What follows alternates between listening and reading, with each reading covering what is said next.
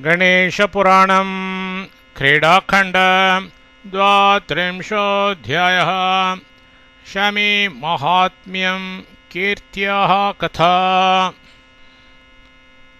कवच शृणुष्व वै तो ब्रह्मन् इतिहासं पुरातनं प्रियव्रताय कथयत् स्वयमेव गजाननः।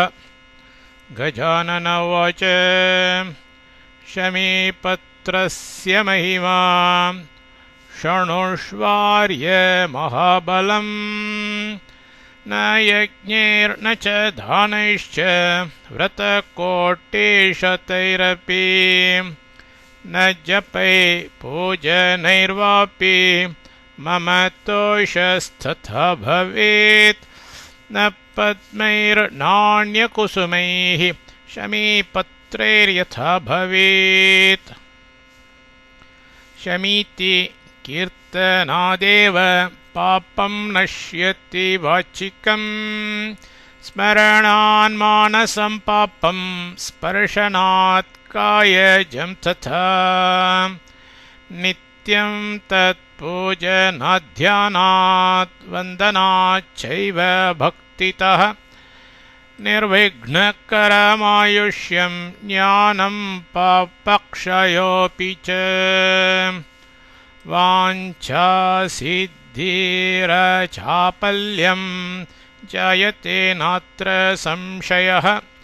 मुनिरुवाच कोऽसौ प्रियव्रतो राजा किं शीलकुत्र वा भवत् कथं वै तस्य कथिता गुणाशम्या महात्मना।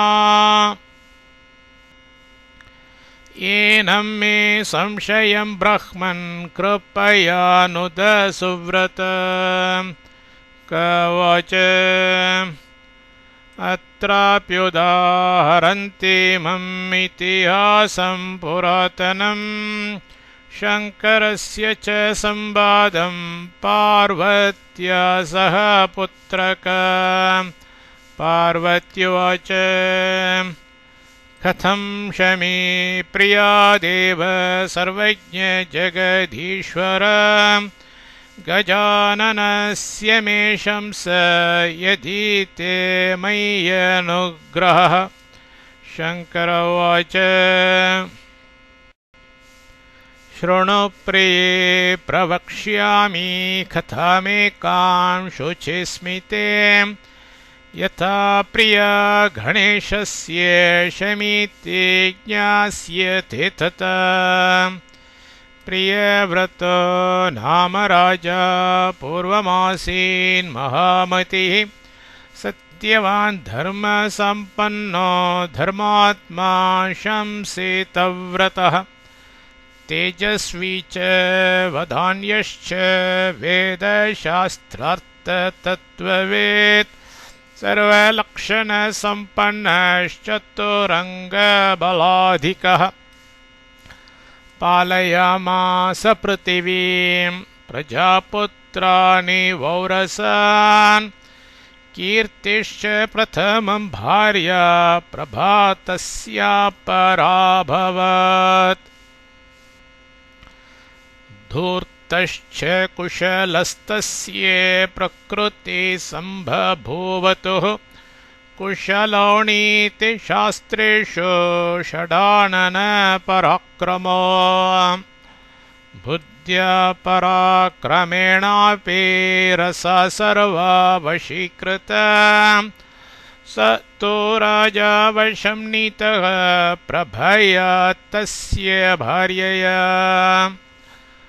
क्रीडते हर्निशंसोत नानालङ्कारशोभया यौवनाक्रान्तवपुषा रम्भादिभ्योऽतिरम्यया क्षणमात्रं न सहते वियोगं स तया सह धिक्करोति सदा ज्येष्ठां तद्वचो न शृणोत्यपि। रुषा निरीक्षेत तां स तन्मृतिं चिन्तयत्यपि स्वयं न भाषते किञ्चिन्न गृह्णाति तयार्पितम् ततस्तस्य भवत्पुत्रः प्रभयां पतिसन्निभः जातकर्म च राजास्य कृत्वा धर्मसनिखधा नाम चास्य करोत्पद्मनाभिरित्थं द्विजेरितं शुक्लपक्षे यथा चन्द्रो ववृधे सोऽपि बालकः बुद्धिमान् कुशलो युद्धे पितृतोऽप्यधिकोऽभवत् पञ्चमे व्रतबन्धं च चकारास्ये नृपस्तदा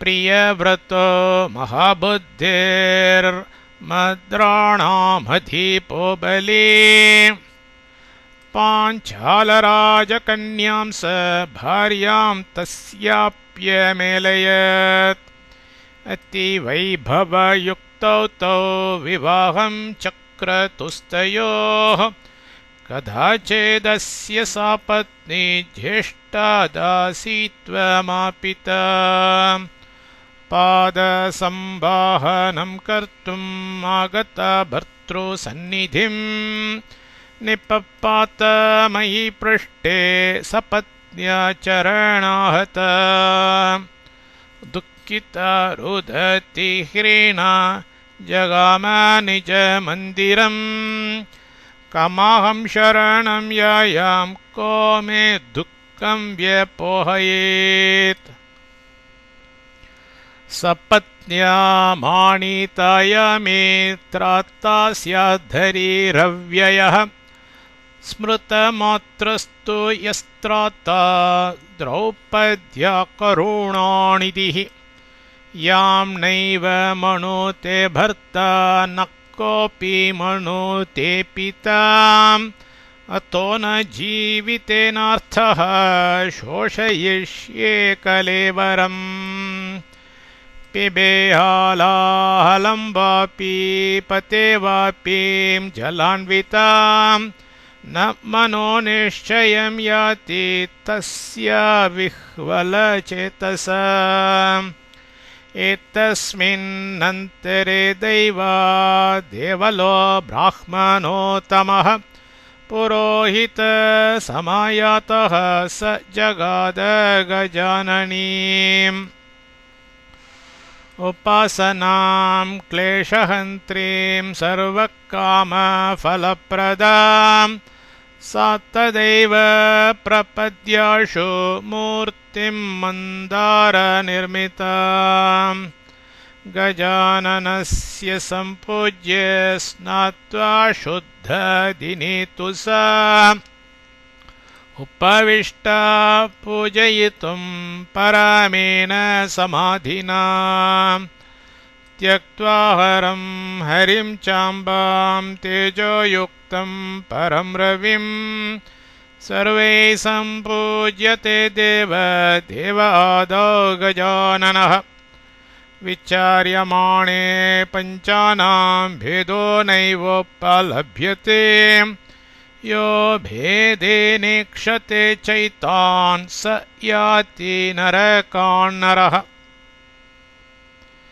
एक एव परानन्दपूर्णोऽसौ परमेश्वरः स्वेच्छया पञ्चधा जातो लोकानुग्रहकारणात् एक एव पुमान् यद्वत्पुत्रमातुलनामभिः सा सम्यक् षोडशभेस्तमोपचारैः पुपूजः दूर्वा पुष्पैर्दक्षिणाभिर्नमस्कारैरनेकधा कृत्वा करपुटं सा तु तुष्टाव जगदीश्वरम् कीर्तिर्वाच त्वमेव जगदाधारस्त्वमेव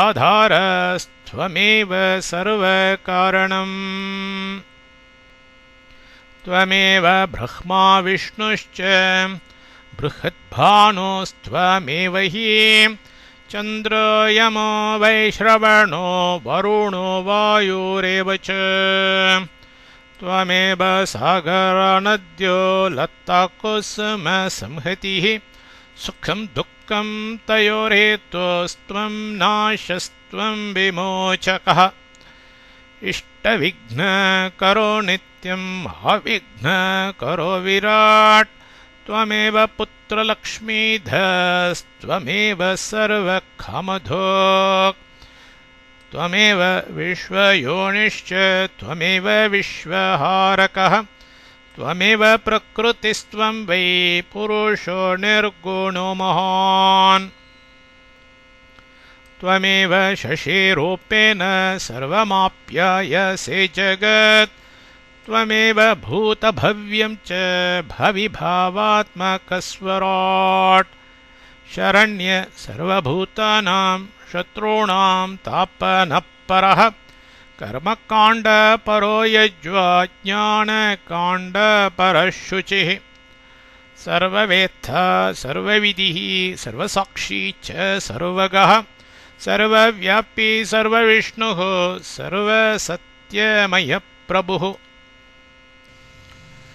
सर्वमायामयः सर्वमन्त्रतन्त्रविधानवेत् सर्वमायामयः सर्वमन्त्रतन्त्रविधानवेत् इति श्रीगणेशपुराणे क्रीडाखण्डे बालचरिते नाम 32 अध्यायः।